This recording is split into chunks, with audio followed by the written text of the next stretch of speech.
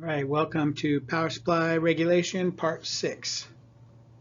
So we've built a really nice fixed regulated power supply.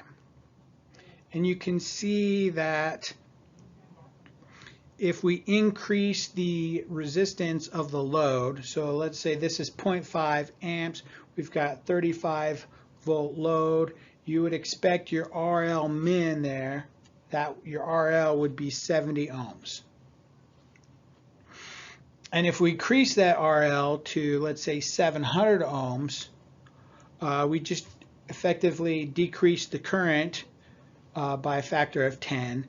You divide that across the two beta barriers, the transistors, and you end up with an IBQ2 that's now a factor of 10 less. But you can see that IR1 and IZ basically remain the same.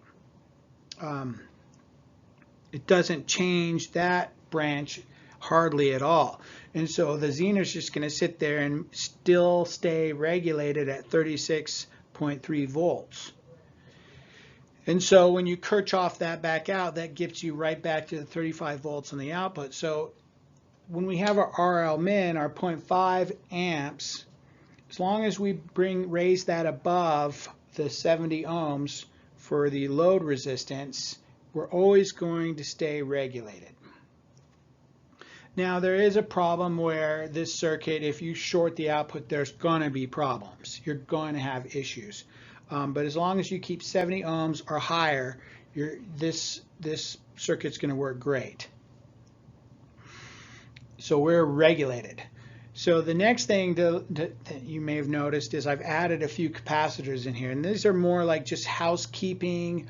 For C2, what we're doing there, you see a really small capacitance, 0.1 microfarad, and that's being used to cancel out the inductive qualities of C1. So C1 is a big, large electrolytic.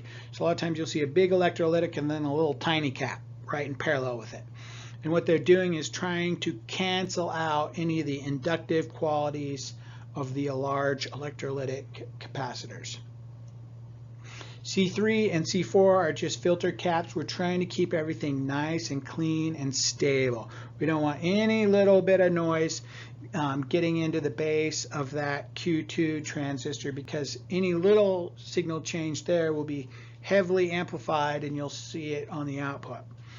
And then C4 is just trying to keep everything nice and smooth, and we don't want any changes. This is a DC power supply. We want 35 volts flat. Now the values of C3 and C4, 100 microfarads, 10 microfarads, those could be swapped, or they both could be 10 microfarads, or they could both be 100 microfarads. They're just filter caps in there. The one thing you want to pay attention to, though, is the voltage rating for all those caps. In the C2 position, you have up to 41.733 volts in that position. C3 position's got 36.3 volts. And C4 would have the 35. So I looked up 50 volt capacitors in Mauser, and that just keeps me safe. And I've listed the part numbers there that I was able to pull. It's 32 cents to put those filter caps in, and you're just keeping that power supply nice and stable. Now the next thing I want you to kind of observe is for the output, really the output, as long as that Zener is regulated, your output is the 2 VBEs less than the Zener. So if you wanted to switch this supply, say, to a different value, a different voltage on the load, you just take that voltage, add 1.4 volts to it, and then go find that Zener.